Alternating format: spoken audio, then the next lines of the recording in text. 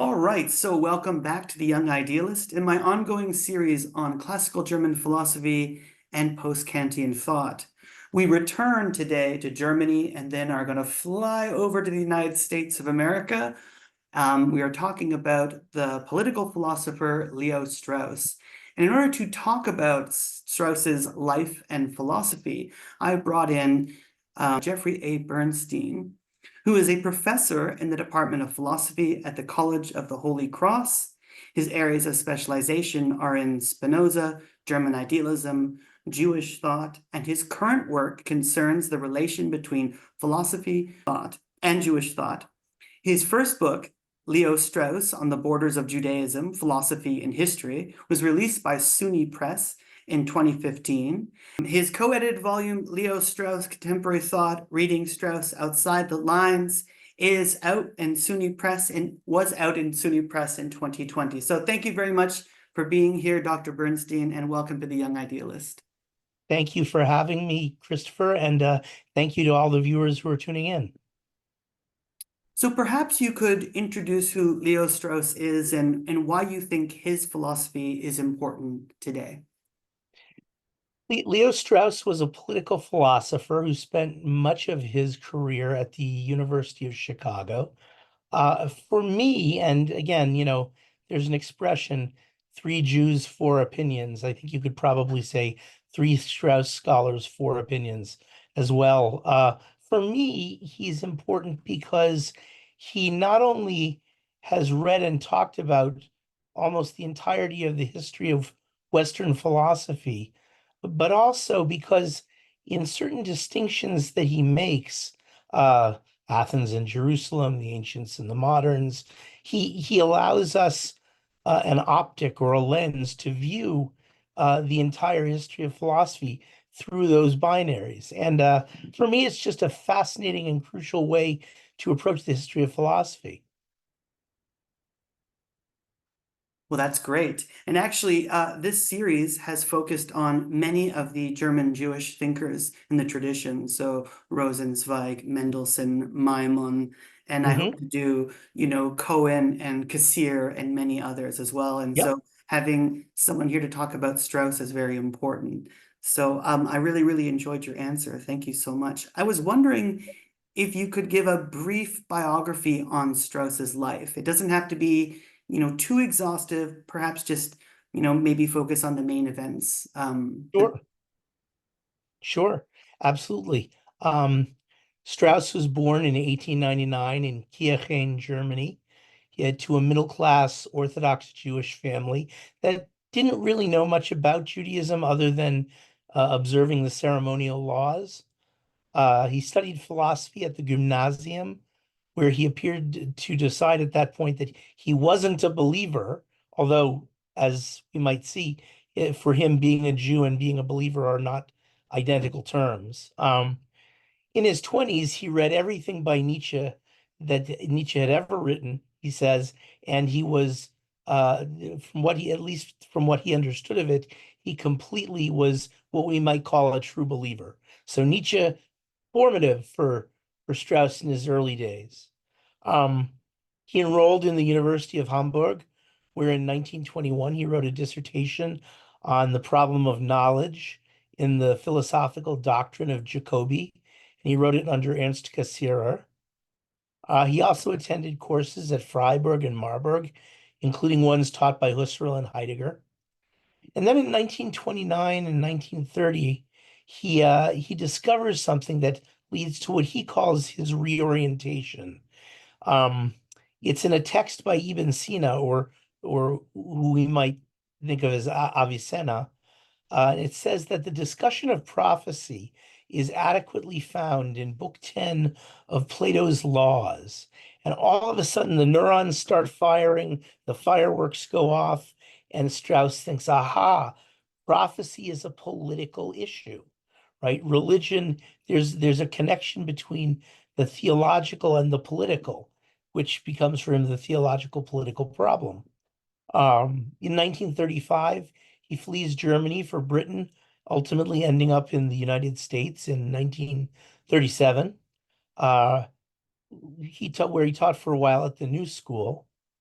And then in 1949, he becomes a professor of political science at University of Chicago. And it's here where he writes many of his famous works, such as Persecution in the Art of Writing, Natural Right in History, Thoughts on Machiavelli, and City and Man.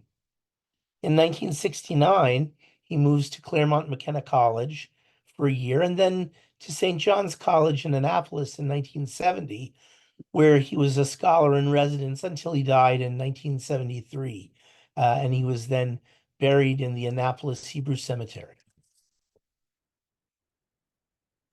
A long life of scholarship and of deep thought, I can tell just by your outlining of his life. So very interesting. And many places he went from, Chicago, you said, I think, the New Yep. School, and then to Claremont. Wow. Yeah. Very interesting. In your opinion, who are Strauss's philosophical influences, and how do you think these influences are incorporated in his body of work? Now, I know he has many, but maybe you can touch on, in your opinion, which are the main figures. Sure. It is an interesting question because he has so many of them. I think we can say this. His formative influences, on the one hand, were moderns like Nietzsche and Husserl and Heidegger when he studied with them. But then he also, because he studied with Plato and Aristotle at the gymnasium at an early age, he's influenced by them as well. And he continues to be influenced by them. And in fact, comes to a place by the end of his life where he really thinks, earlier than the end of his life, actually, where he thinks that classical philosophy is really true philosophy and the best that Western philosophy has. So there's those kinds of influences. Um, on the other hand, he also, at a certain point, becomes very influenced by the medieval Islamic philosophers, precisely because, and Maimonides as well, because they're in the working at the time period and in a context where the Athens-Jerusalem distinction becomes central for them, right? They're in a situation where if they say anything against Islam, they might be killed. And yet, as philosophers, they're pursuing a path that's not identical with religion.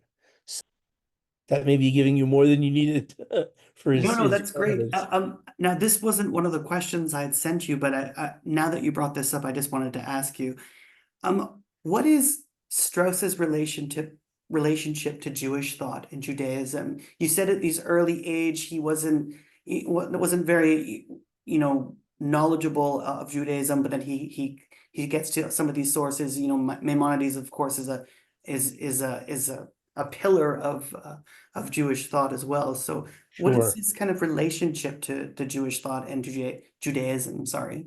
Right. So Strauss was not a believer, and there are a number of statements where he specifically says, "I need to find a life in which does not require me to be a believer." He never stopped being a Jew. I don't think he thought it was possible to stop being a Jew. I think to a certain extent, I don't want to say he viewed Judaism ethnically, but he did view it communally. Judaism was a people it was comprised of a people, and that people were, uh, had lived throughout history, and they almost got completely annihilated in the Holocaust. And he has a famous talk that he gave at one of the Harvard Hillel House events called "Why We Remain Jews." I think he was very upset at that title that it was given because he thought, well, as if I could be anything else. What do you mean, why we remain Jews? We have to remain Jews. And yet he was not a believer. I would call him an agnostic. Some people would call him an atheist, but Judaism remained very, very close to him and at I don't want to say the center of his life, but it was one of the central features of his life, I would say. There are some people who would disagree with me, but that would be my take on it.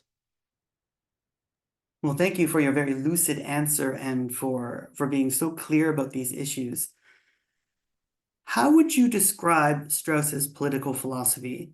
What are his main critiques of liberalism and nihilism in Western philosophy? Now, I brought these up because I'm not very well versed in Strauss, but I Sure. know these two areas are kind of pivotal in his thought.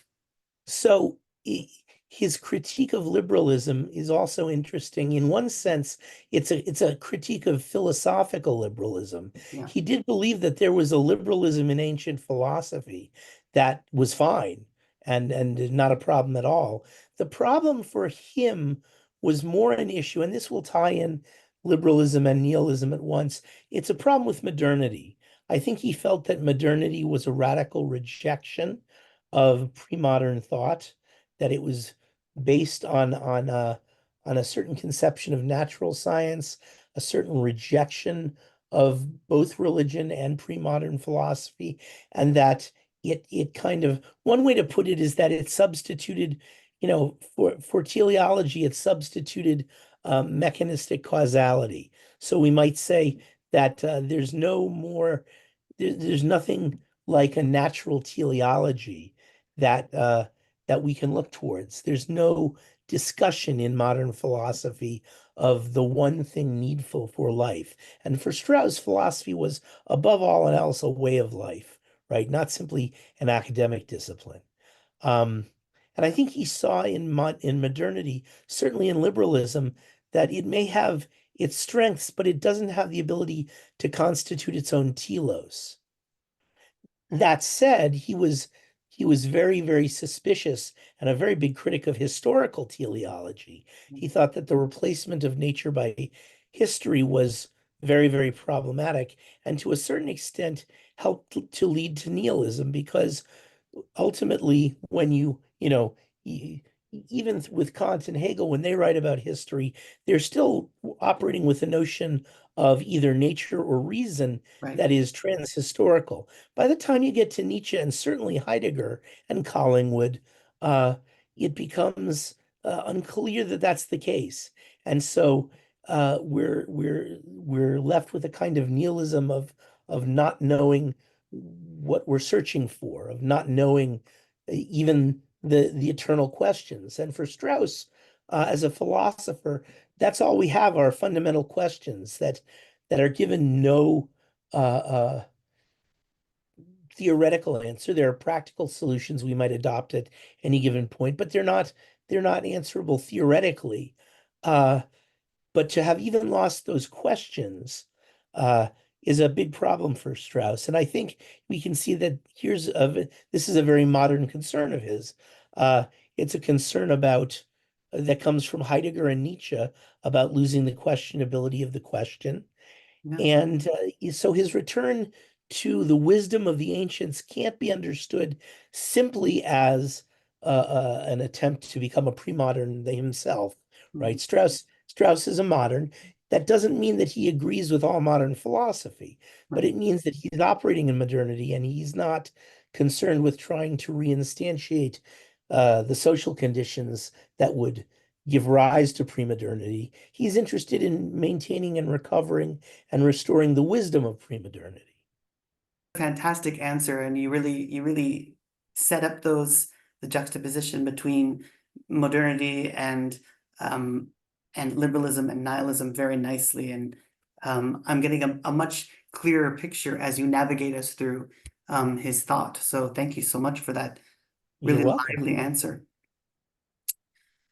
So Strauss often spoke of two main dichotomies, ancient and modern, or Athens and Jerusalem. Why are these 2 points, and we talked about this a little bit, why are they so pivotal in his work, do you think?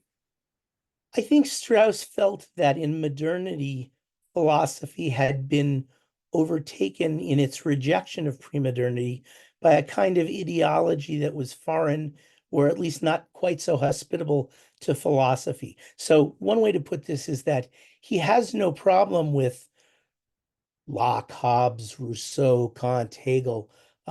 He lectured on all of these people in his courses at Chicago. We have the transcripts are all available now.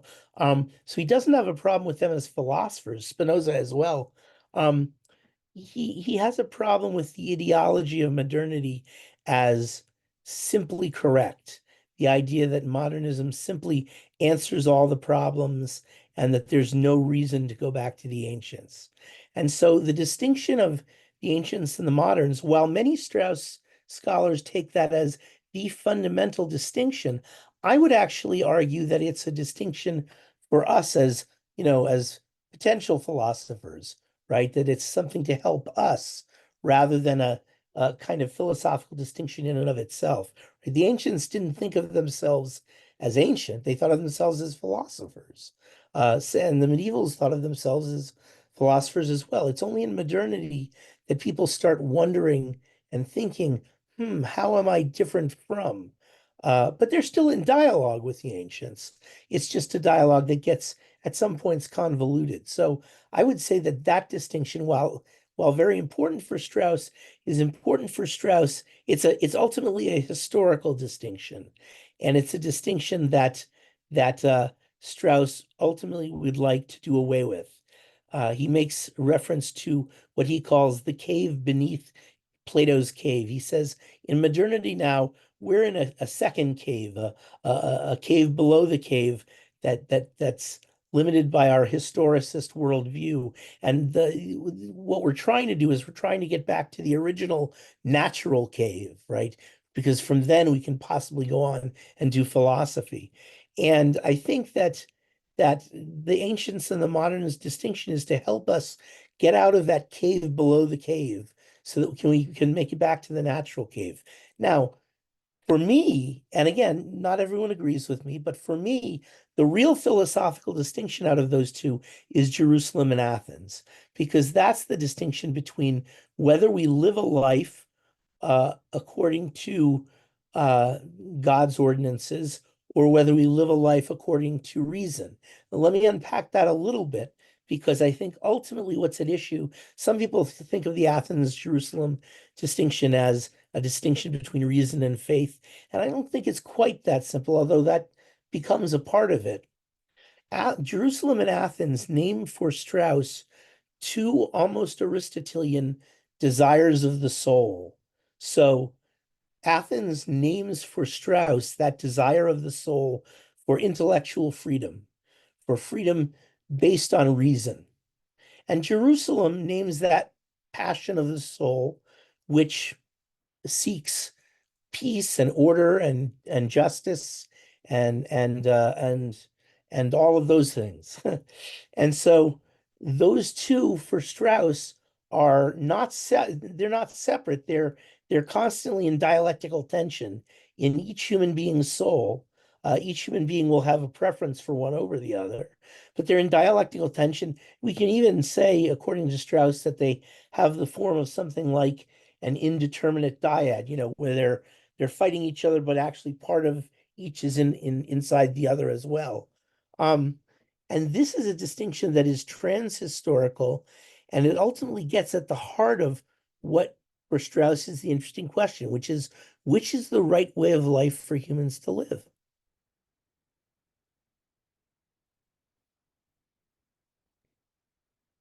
That was fantastic. That was great. I actually thought maybe his answer would have been reason and revelation, but I like the way that you unpack that. That was really nice, actually. Thank you. I mean, reason and revelation, I would say, is an outgrowth of the Jerusalem-Athens distinction, because the Greek philosophical texts and the Bible are kind of codifications of these desires, but in that form of an indeterminate dyad, when we look at the Bible, we see a lot of discussion about human things and not necessarily always a discussion about God. And certainly when we look at the Greeks speak about the gods enough. We look at Homer and Hesiod, and they're all about the gods. So there's a mixture going on in addition to this dialectical tension. I really like that. You have been doing such a wonderful job of navigating us through Strauss's life and philosophy. Now Well, that thank you. my sixth question was actually, you kind of answered it already, but I'll shorten it, I guess. What was Strauss's view of modern belief for society? Interesting. So The question of belief, so there's a number of parts to this question, I think. The question of belief is a question in terms of religion, it comes from Christianity for Strauss, right? So Judaism and large segments, if not all of Islam, are religions of laws, right? The Torah is a book of laws that lays down how we should behave. Same with the Quran. Um, so the question of belief comes about in a different context.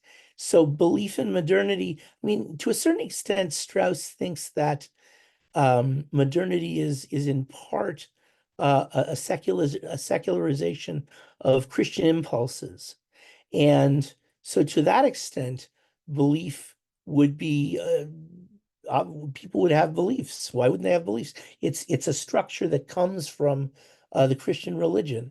Now, as to what we believe, that's a different thing. I mean, to a certain extent, Strauss wants to say that modern philosophy, and this is also true, he would argue, for modern Jewish philosophy, is that it tries to synthesize philosophy, religion, and modernity into a grand synthesis. So religion becomes belief in in a private God, and uh, in a secular society, we transfer that onto beliefs in lots of other ways. What do we believe in? We believe in justice. We believe in rock and roll. I don't know.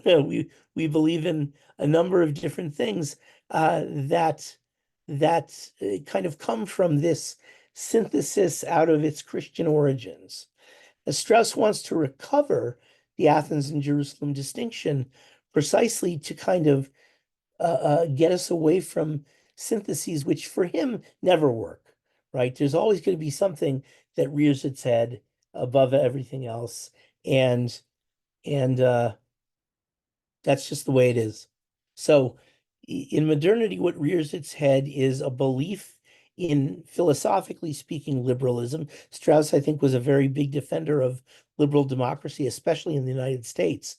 Um, but philosophical liberalism is what we believe in, and that is on a slippery slope. He thinks to nihilism because it does away with nature and it does away with traditional religious law. Now anytime I talk about Strauss, there seems like there's many faces of Strauss. It's kind of like Schelling. There's many faces of Schelling. Yeah, Why do you think there are so many faces of Strauss? I hear West Coast Straussians. I hear East Coast Straussians. I hear, I have a friend, Richard Velkley, who was also a Schellingian, but also really loves Strauss.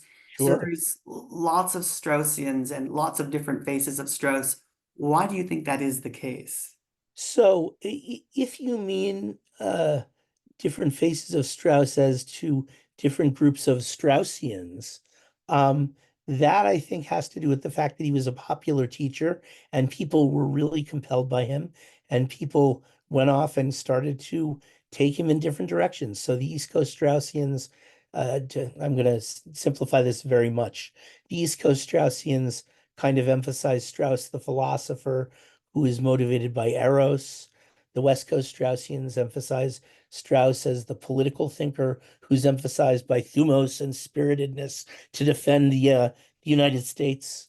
And there are other Straussians. Velkley is an interesting case. I mean, the East Coast and West Coast Straussians are basically referencing only political science departments. And since Strauss was a political scientist, most of his students went to political science departments. Some did not. Velkley comes from a tradition that grew up in philosophy departments, and so he is really his own reader of Strauss, as was Stanley Rosen and Richard Kennington and Bob Pippin and a number of other Rana Berger, a number of other people, Lawrence Lampert. So if you're talking about the faces of Straussianism, that might be one way to explain it.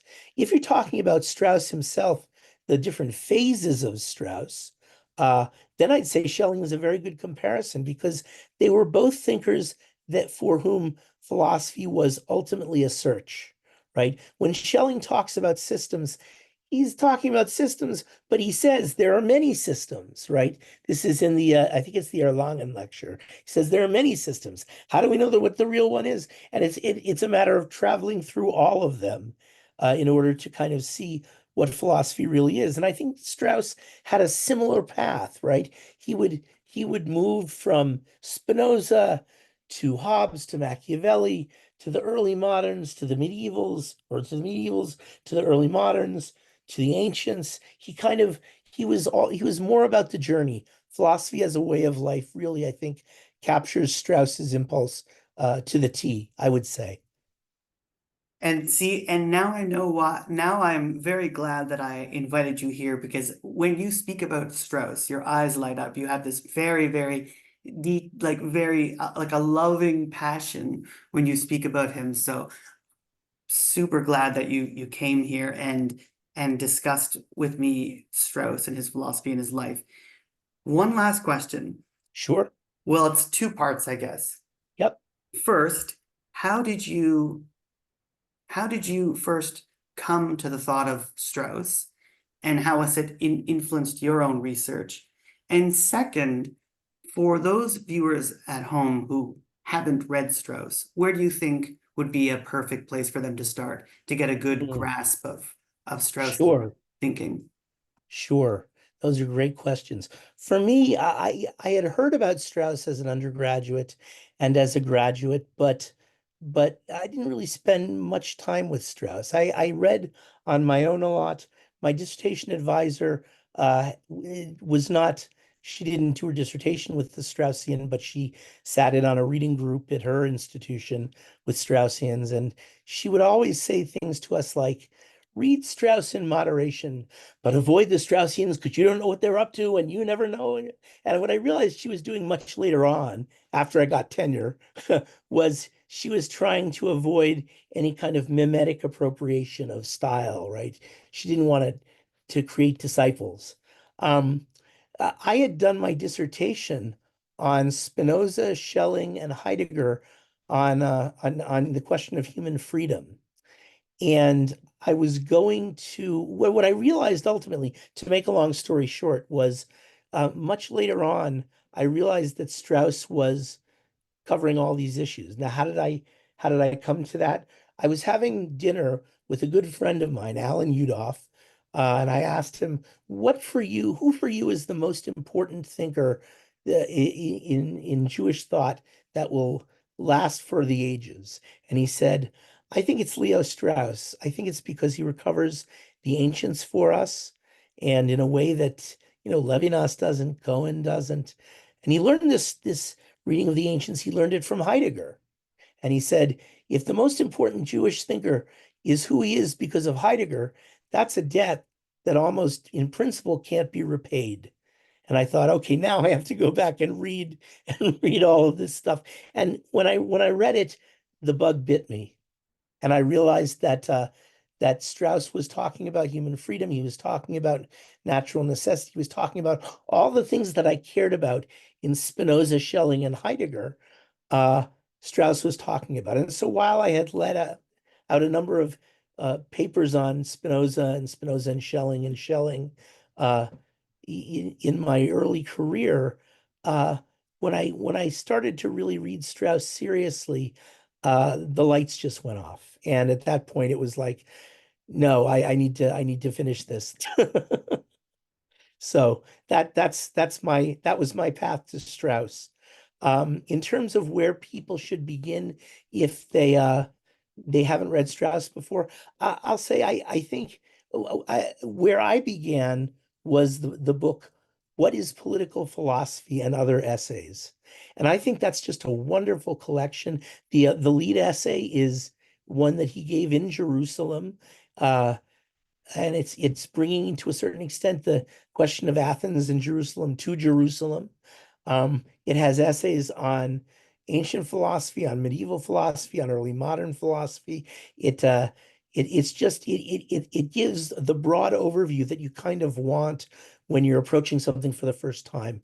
And it's Strauss at his most accessible, I'd say. I mean, there are difficult essays in there to be sure, but basically he's writing in a way so that people can understand. No, I think that's great. I think I really like your story. I think that's awesome when you get those moments of and then you find a thinker that kind of like hits the mark with your thought. I really like I like that idea about the text that you recommended. Um, did Strauss have good relations with people like Cassirer? And I'm not sure if he met Rosenzweig, probably Cassirer, but He actually knew Rosenzweig as well. He taught at the Lair House, I believe it was the Lair House, for a little bit, and he dedicated his first book on Spinoza's Critique of Religion to Rosenzweig. So he did know him. Um, I think he had a very good relationship with him, although I'm not sure how close they were.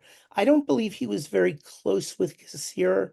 I think he, as the story goes, he was one of the many people at the Davos debate between Cassirer and Heidegger that was rooting for Heidegger, um, which I think he's not the only one, right? A lot of people did, right. but he had a good enough relation to be able to get a dissertation done, but I don't think he was particularly close with Cassirer.